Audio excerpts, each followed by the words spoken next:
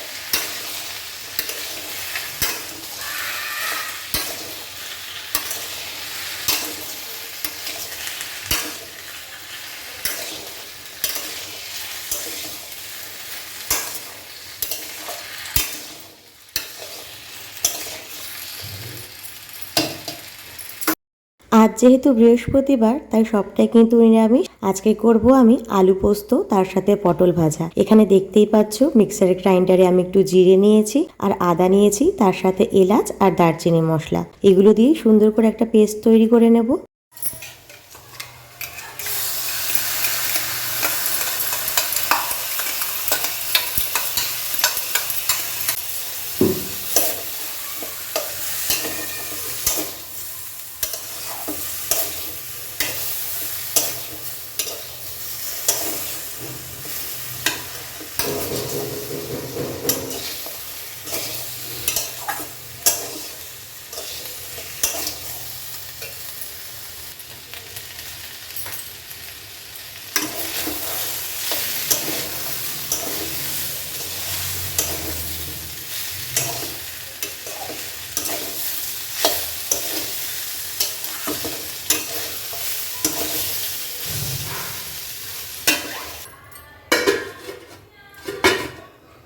এই যে এখানে ভাত ফুটছে আর এখানে হচ্ছে সবজিটা বসিয়েছি আমি।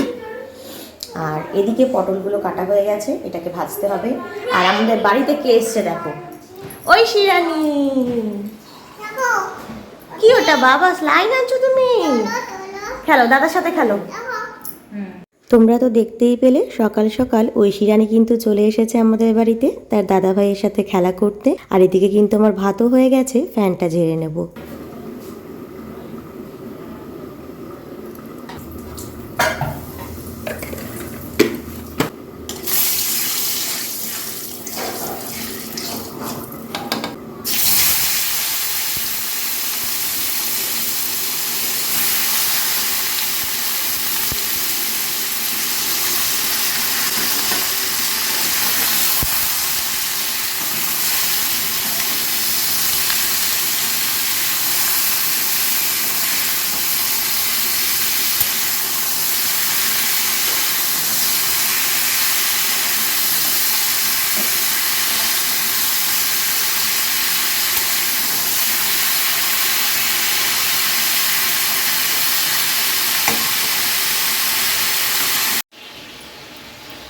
সামান্য একটু কাজু বাদাম আর একটু পোস্ত, এটাকে পেস্ট করে এখন আমি আমার আলু ঝোলের মধ্যে দেবো।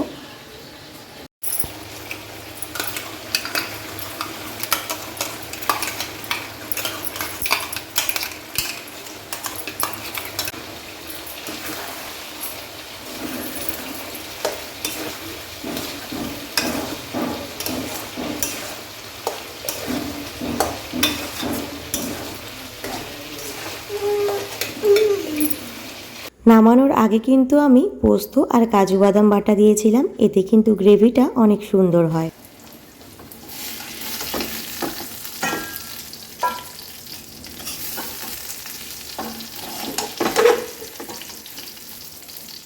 ফাইনালি আমার সমস্ত রান্না কমপ্লিট। পটল ভাজা, আলু পোস্ত, তার সাথে ভাত। আর আজ যেহেতু বৃহস্পতিবার, তাই কিন্তু স্নান করে পুজোটাও সেরে নিতে হবে। পুজো করার সময় আমি কোনো রকম ভিডিও করতে পারিনি। আর পুজো করে যখন নিচে নেমে এসেছি তখন দেখেছি ঐশী এসেছে খেলতে। আর এই সময়টাতে যেহেতু বাড়িতেও একা থাকে, তাই কিন্তু আমি মাঝে মধ্যেই ওকে গিয়ে নিয়ে আসি। আর এই সময় কিন্তু ওকে আমি খাইয়ে দিচ্ছি দুধ রুটি। আর ইদানিং ঐশী কিন্তু আমার কাছে খেতেই সবচাইতে বেশি ভালোবাসে।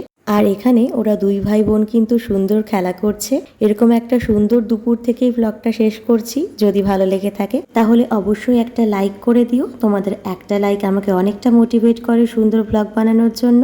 আর এরকম ফ্যামিলি ব্লগ দেখার জন্য কিন্তু চ্যানেলটা সাবস্ক্রাইব করে নিও। বাই।